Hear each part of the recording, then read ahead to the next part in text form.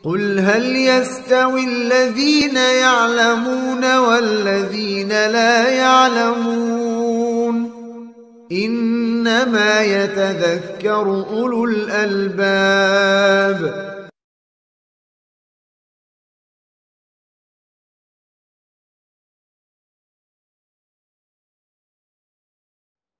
Kalau kita berbicara atau menyebutkan kata-kata syirik,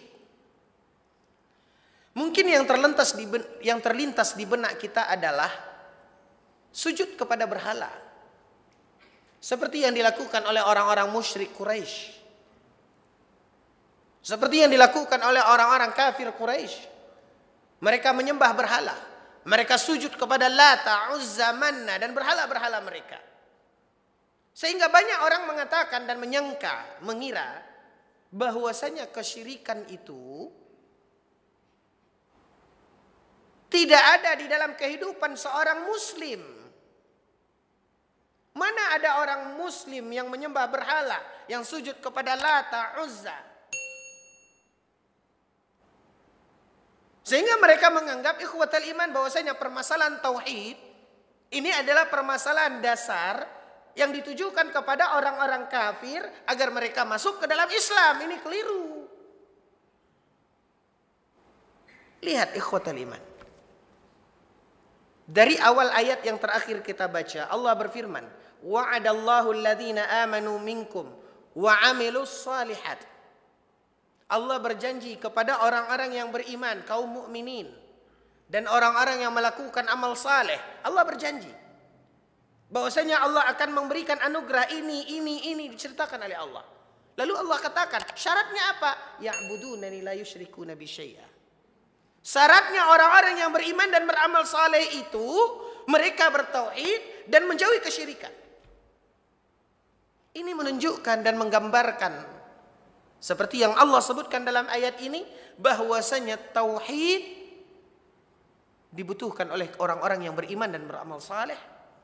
Sebagaimana kesyirikan bisa saja ada di dalam kehidupan kita.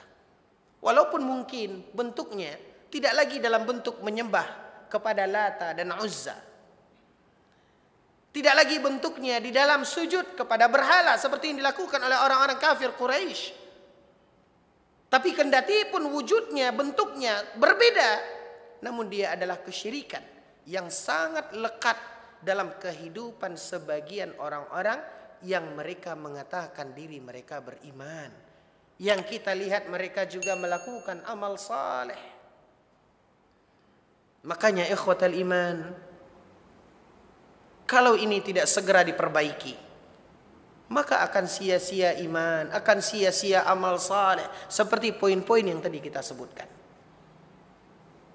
Perlunya seseorang belajar apa bagian dalam kehidupannya ini yang termasuk dalam hal untuk mewujudkan, untuk mengarah kepada tauhid yang lebih sempurna. Sebagaimana apa saja bagian-bagian dari hal yang termasuk kesyirikan yang dilarang, yang harus dia hindari dalam kehidupannya. Saya berikan kaum muslimin yang dimuliakan oleh Allah tabaraka wa ta'ala satu contoh dalam kehidupan kita, dalam ungkapan yang sering kita ungkapkan, di mana hal ini dibahas oleh Syekh Muhammad bin Abdul Wahhab At-Tamimi di dalam kitabnya Kitab Tauhid, tentang kebiasaan seseorang ketika dia mengatakan waktu dia mendapatkan nikmat karunia.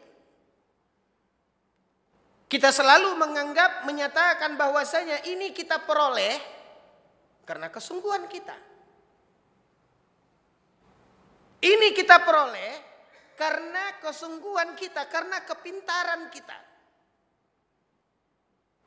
Makanya kita, kaum muslimin yang dimuliakan oleh Allah, selalu di dalam kehidupan kita, bahkan menjadi kata-kata mutiara dalam kehidupan kita.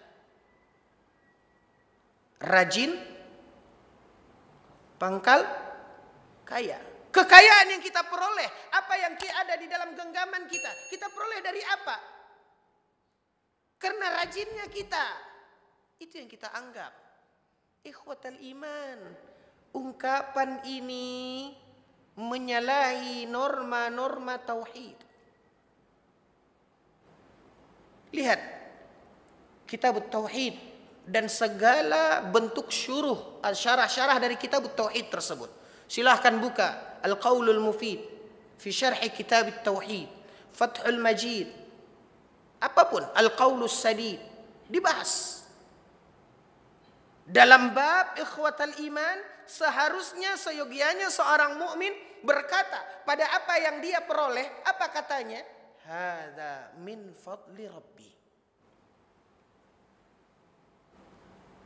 Orang yang bertauhid itu akan mengatakan ini adalah karunia Allah.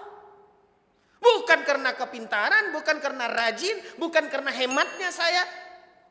Anugerah dari Allah Subhanahu wa taala. Lihat. Yang berangkat lagi kepada makna tauhid, menyadari bahwasanya apapun yang kita peroleh, yang kita senangi dari karunia Allah itu adalah anugerah, bukan karena kita.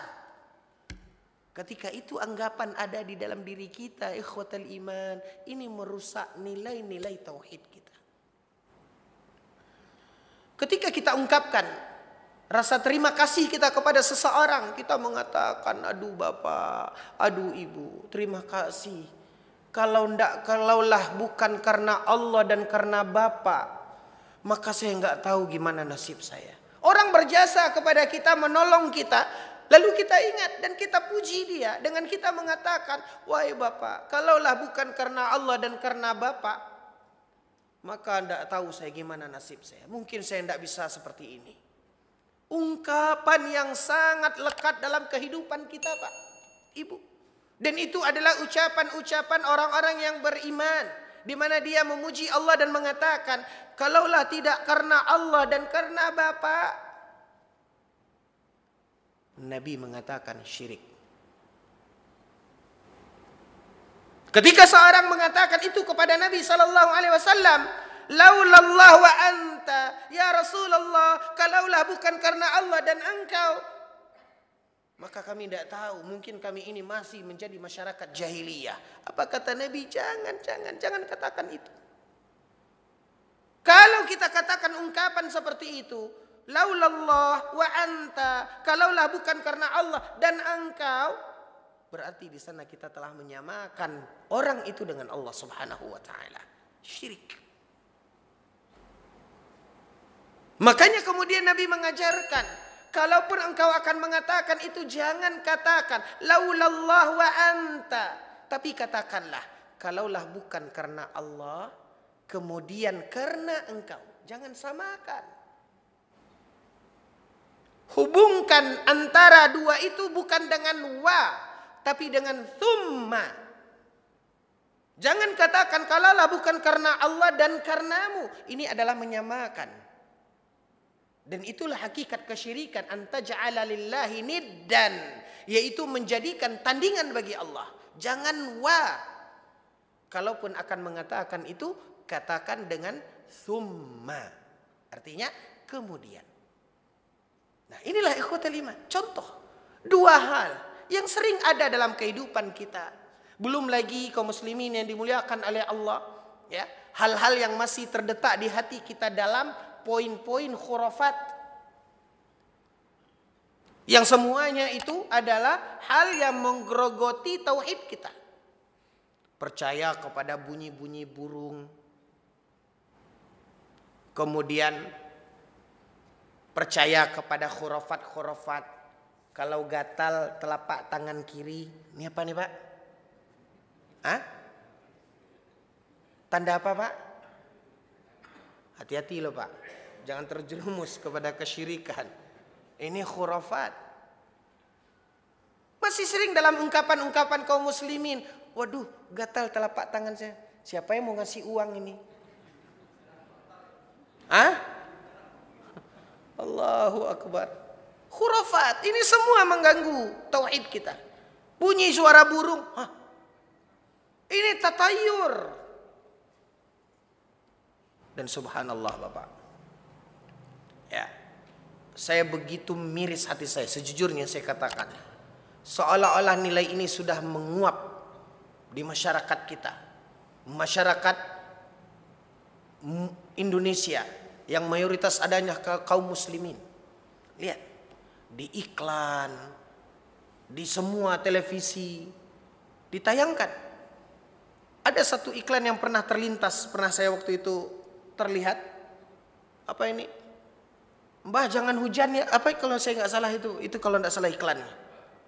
Ya, iklan pawang hujan. Ini kesyirikan, dipublikasikan, dan ini akan menumbuhkan keburukan di dalam generasi muda kita. Seolah-olah yang mengatur hujan itu bisa seorang manusia. Dan ini ketika kita percayai pawang-pawang hujan seperti ini kesyirikan. Maka lihatlah, apapun event-event yang ada, rata-rata mereka menggunakan pawang hujan. Bahkan kaum muslimin yang dimuliakan oleh Allah, wal'iyadzu billah, ini demi Allah saya berbicara, saya berdiskusi dengan salah seorang petinggi ya di Departemen Agama di salah satu provinsi. Ya tentu daerah saya, Pak. Ketika saya berdialog, berbicara, berbincang-bincang dengan beliau, beliau mengatakan bahkan dalam acara-acara event-event atas nama agama seperti MTQ, Pak, itu katanya juga kadang-kadang memakai jasa itu, Pak. Allahu Akbar. Saya tidak tahu karena saya tidak terlibat dengan event-event seperti itu. Ya, tapi dia mengatakan, saya cerita. Waktu itu kita bercerita tentang masalah pawang-pawang ini. Sampai dia bercerita, subhanallah, Pak sebegitunya. Saya bertanya. Dia mengatakan seperti itu. Na'udzubillah min dzalik.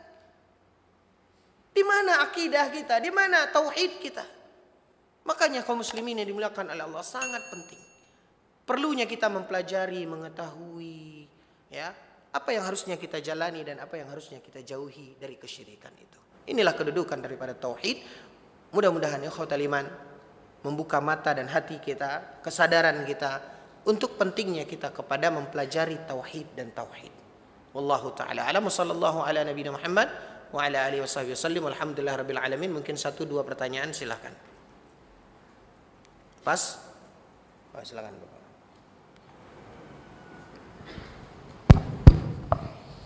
Allahu akbar. Assalamualaikum warahmatullahi wabarakatuh, Ustaz. Waalaikumsalam warahmatullahi wabarakatuh. Tadi disampaikan bahwa syirik adalah dosa terbesar dan dosa selain syirik insya Allah masih bisa diampuni jika kita tetap bertauhid. Nah, saya ingin bertanya tentang dosa yang dilakukan oleh iblis, Ustaz. Jadi diceritakan bahwa ibadah iblis juga itu lebih banyak daripada malaikat. Ya. Kemudian dia hanya menolak untuk sujud. Tapi apakah dosa menolak sujud itu menyebabkan ibadahnya tidak diterima?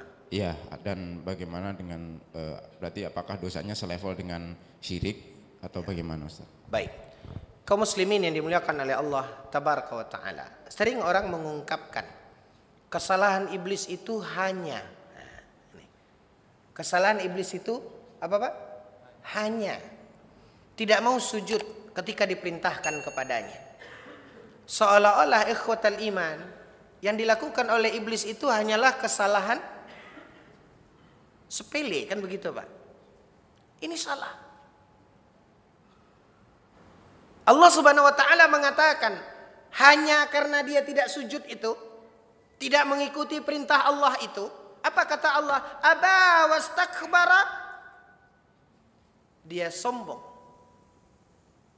Dia tidak mau sujud. Dia enggan untuk sujud. Lalu kata Allah, apa akibatnya? Wa kana minal kafirin. Allah mengatakan, ini bukan hanya tidak sujud. Ini awalnya, Pak. Ini pintunya. Yang terlihat gerbangnya kecil. Seperti penyakit, Pak. Yang terlihat lukanya kecil. Ternyata di dalamnya parah. Yang terlihat adalah dia tidak mau sujud, tapi ini parah. Sehingga Allah Subhanahu wa taala mengatakan aba wastakbara wa kana minal kafirin. Ini lebih lagi daripada kesyirikan. Allah nyatakan dia kafir. Percuma. Kebaikan apapun yang kalau dikatakan dia dulu adalah hamba yang taat, yang begini-begini.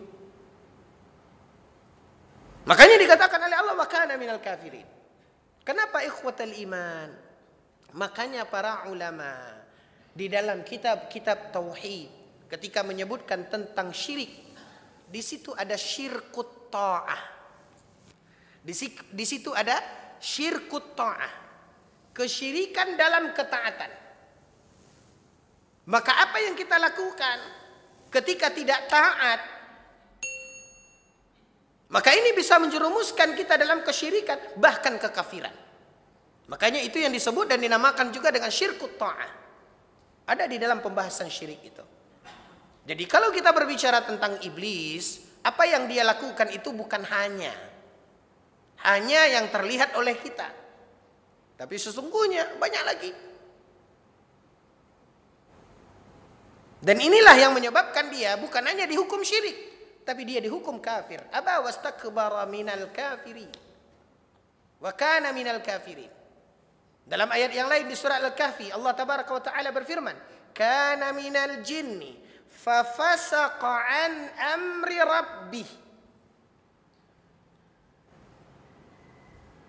Iblis itu dari kalangan jin. Yang mana dia?